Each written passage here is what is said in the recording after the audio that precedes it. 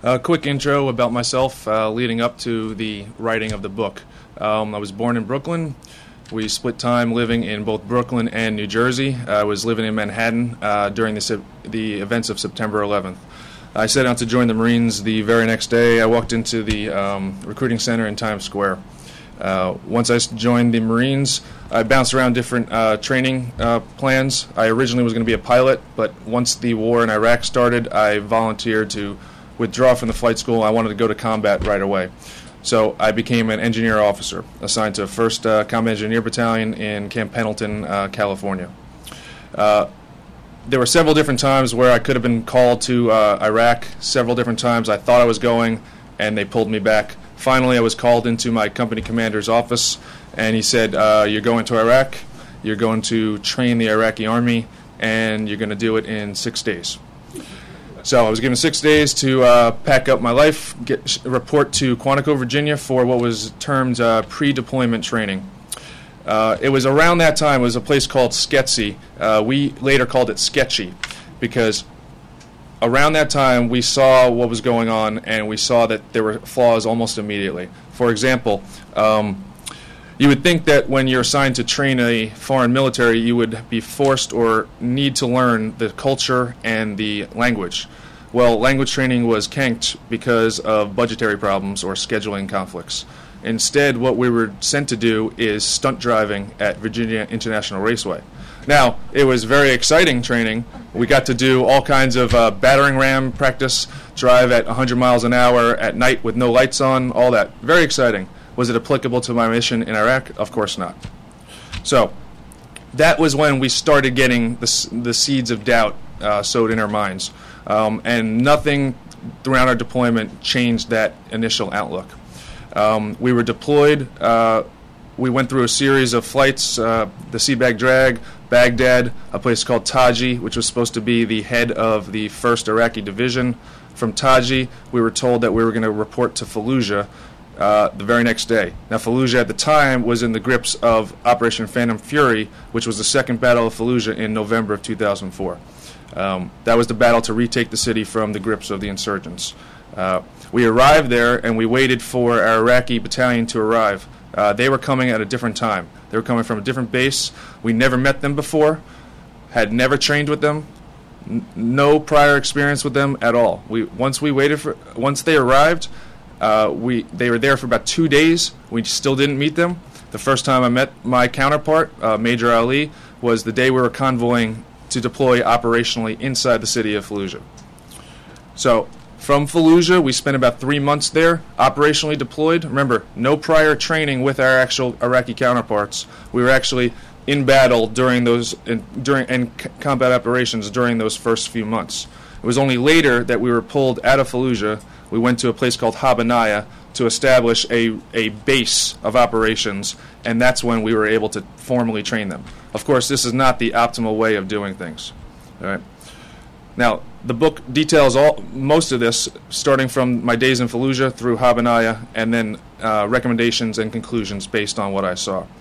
The reason I called the book God Willing is it's the English translation of Inshallah.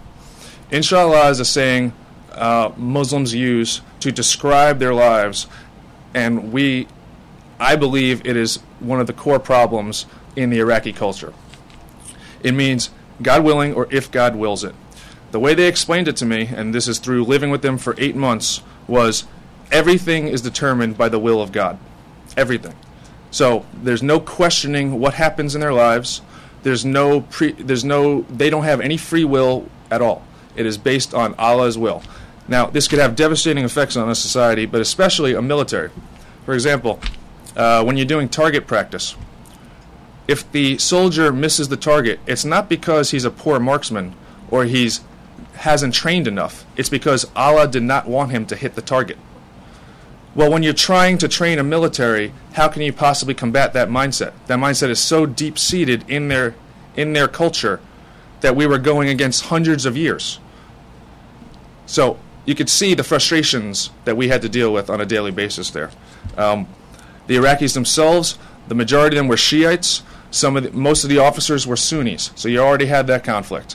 Most of the officers it was like a caste system. So most of this Jundis or soldiers were poor people from farms, couldn't read, couldn't write.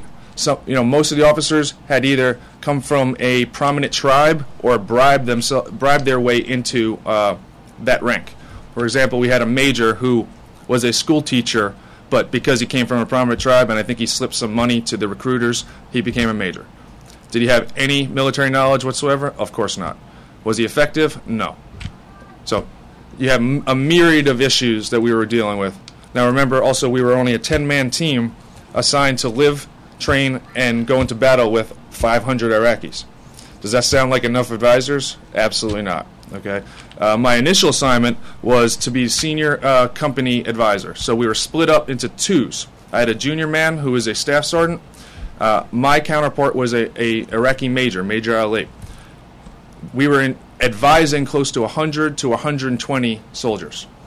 I was living in one room in a mosque with them. Never met them before. Don't know if they're insurgents or anything like that. Have no idea. Again, we also initially deployed with no interpreters. Okay, so the only way we were able to communicate with them was there was a couple of key soldiers that knew some some English based on what they learned in the movies. So I had one really good soldier. He's featured prominently in the book. His name is Muhammad, and he learned again through the movies. And he was one of my primary guys.